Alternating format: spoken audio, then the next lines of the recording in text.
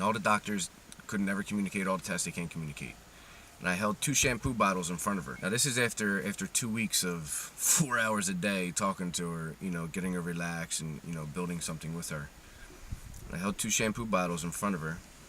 And I said, you're going to look to the right for yes and look to the left for no. It was all on video. And I asked her if her name was Gloria Beltran. And she looked to the right. It was really hard for her to focus and control that eye movement, and she's twitching at the same time.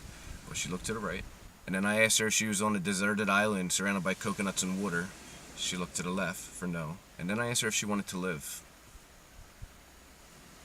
And she looked to the left for no. So I took that and I showed the sister. Then the sister went to a psychic to confirm, just to make sure, even though it's on the video. The psychic confirmed, yes, it's true. 14 days, no food. They put her in hospice. They took her home from the hospital and had her in the apartment. I'm still going there. 14 days, no food. 13 days, no water. No IV, no water, no nothing. Her eyes are open. She's like looking up. Her twitching is cut in half. She's looking up. You can see whatever happens when you die, whatever happens when you pass. That light, that tunnel, whatever happened, she was seeing it. And she was ready to go. And the sister, who has a lot of guilt, because she felt like she enabled that to happen, decided to put her back in the hospital. Said, she looks good. I'm going to put her back in the hospital, try to get her help. I'm like, no. She was right there. Now, she's already that way for 9 months. Nobody's going to get better if they don't want to get better. And Gloria did not want to get better. Gloria wanted to go. But I couldn't help Gloria at this point. I couldn't do the same therapy. My job was to get an answer. So 2 weeks later, Gloria passes. No cause of death, natural causes, and she died on my brother's birthday. And her father, who's deceased, came to me many times in my dreams. And after she passed, also came to me physically.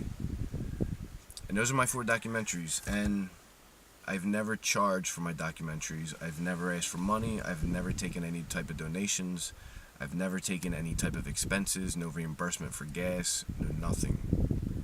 My angels told me each one that I had to do for free. And I've done others, but these are the complete ones, which are on my YouTube at Brief to Believe, and also on my website, brieftobelieve.com.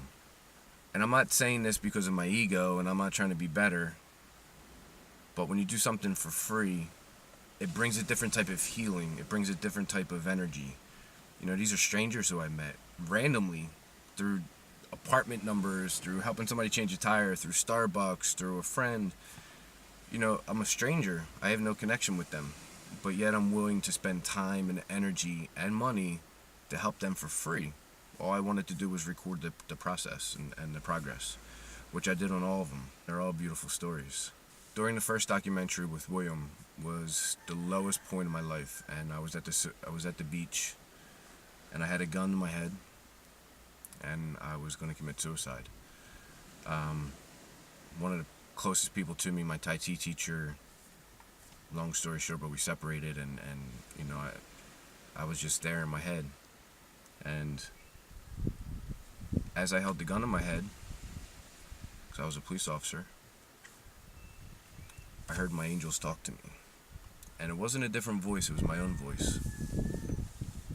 And they said, this is such a small chapter.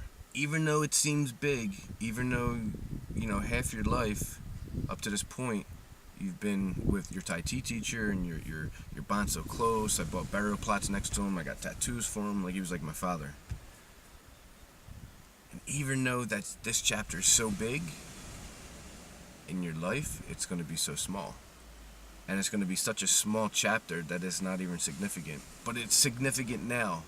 And as big as it is right now, but it's really not. And I knew I couldn't go. And they also told me, listen, you have to go through all this. You have to. You are your experiences. You have to go through all this. If you kill yourself now, we still love you. God still loves you. You're not going to be punished. But you will have to repeat the same things, the same experiences over and over and over until you beat it, until you graduate, basically. So everything that already happened in my life, I'd have to repeat that again. So it's like, okay. And I didn't do it. That's when I started the documentary a couple weeks later. And then during the first documentary with William, with changing the tire, is when I got the angel photo back. And then I got the second one, the color corrected one. This journey came into mind after I had 2 really bad breakups. I was never married, never had kids. I was engaged to both of these women, and one relationship followed the next. Both of them crushed my heart. And on top of that, the most beautiful woman who gave birth to me passed away suddenly from a heart attack on December 30th, 2015. At this moment, I had such pain in my heart. I was broken. I never felt more alone. And I wanted to escape. And I wanted to leave Florida. I wanted to leave, both of those fiancés there and just get away. I didn't want to have to worry about seeing them again, seeing them with other people. My mom wasn't here. I wanted to leave. I wanted to leave Florida. So right before my mom dies, a few weeks before my mom dies, my brother, who's in his 40s, starts talking to a woman he hasn't spoken to since high school. And Carol, beautiful woman, she died, but came back, and she came back with psychic gifts.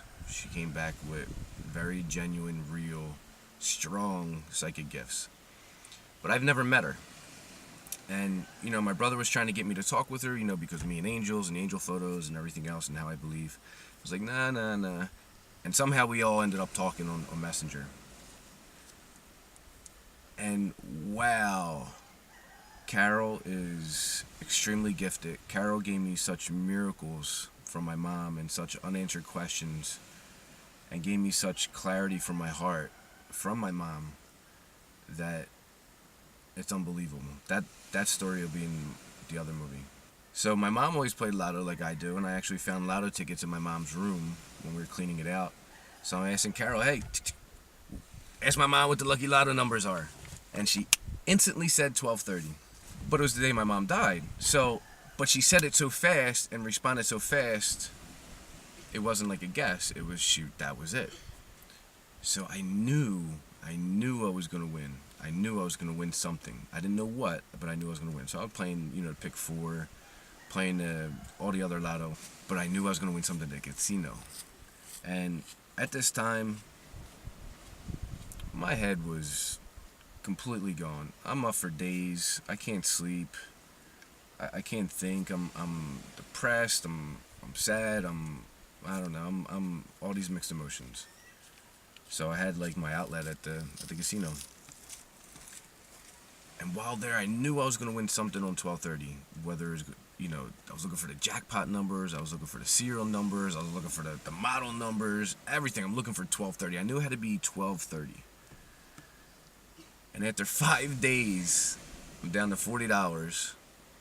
Nothing. But I knew I was going to win. And then roulette. 12 and then 30. So I went over. They don't have regular roulette, but they had the electronic roulette, Hard Rock, in Tampa. And my friend's been with me this whole time. And I've been telling them I'm going to win. And I looked in the history of the roulette, and it's 12, and the next number was 30, and it came out twice.